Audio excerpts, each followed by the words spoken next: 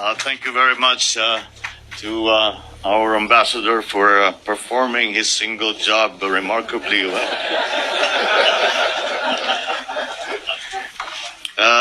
The finance secretary, who is leading the economic team of the Philippines as we go into this new era of the new global economy. Finance Secretary Ben Jokno and the other members of the cabinet who you will be meeting later on. The House Speaker, the Speaker of our House of Representatives, Speaker Ferdinand Martin Romualdez. The similarities in our name are entirely coincidental, by the way.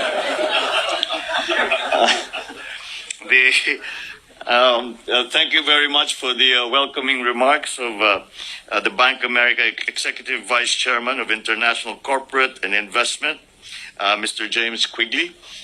All the distinguished guests, the members of our delegation, the members of especially the private sector participants in these briefings, all the distinguished guests, ladies and gentlemen. And it is as I walked in, I said, well, this is a very fine start to the day, as we have a completely full house.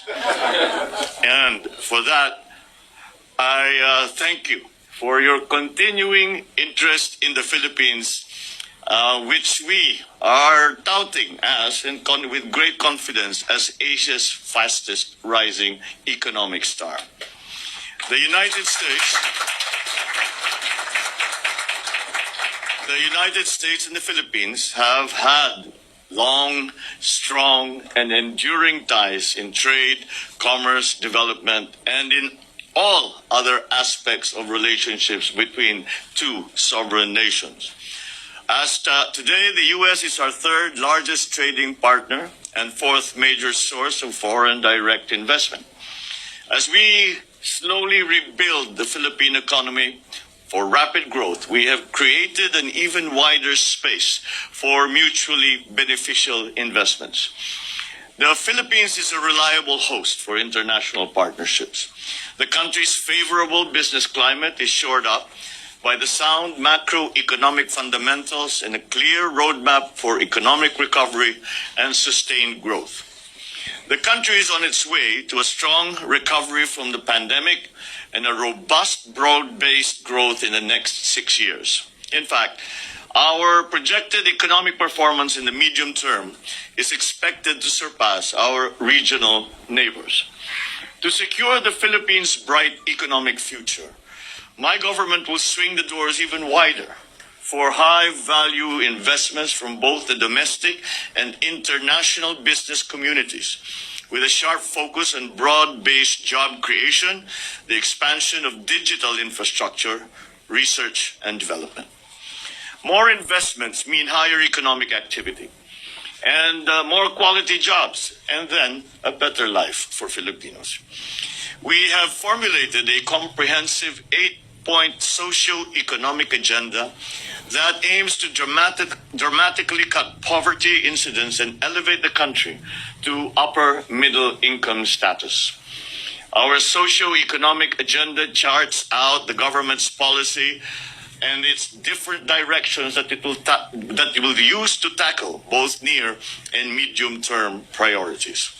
In the near term, we will address the impact of growing inflationary pressures due to rising global prices of key commodities such as food and fuel. We will ensure domestic food security by boosting local food production and continue the provision of targeted support for sectors most affected by the rise in fuel prices. In the medium term, we will bolster job creation by intensifying investments in infrastructure and human capital development. And certainly, it is important that we exercise fiscal prudence in the fulfillment of this agenda. To this end, we are implementing the country's first ever medium-term fiscal framework. This is a fiscal consolidation strategy that will secure the fiscal stability of our macroeconomic fundamentals. Later on in the discussion, we can certainly go into a good deal more detail.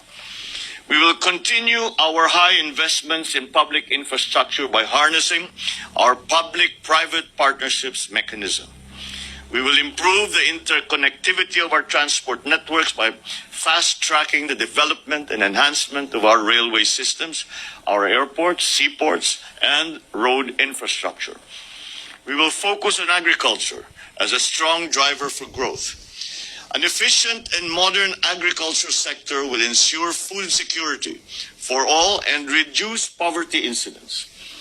We will also reinvigorate the tourism sector by investing in travel infrastructure and the promotion of the Filipino brand. With the Department of Tourism leading our efforts to revitalize both domestic and foreign tourism, we will ensure the safe reopening of tourist destinations and develop the Philippines' yet to be discovered attractions. And therefore, we invite strategic investors from the United States to take part in this Philippines' economic resurgence.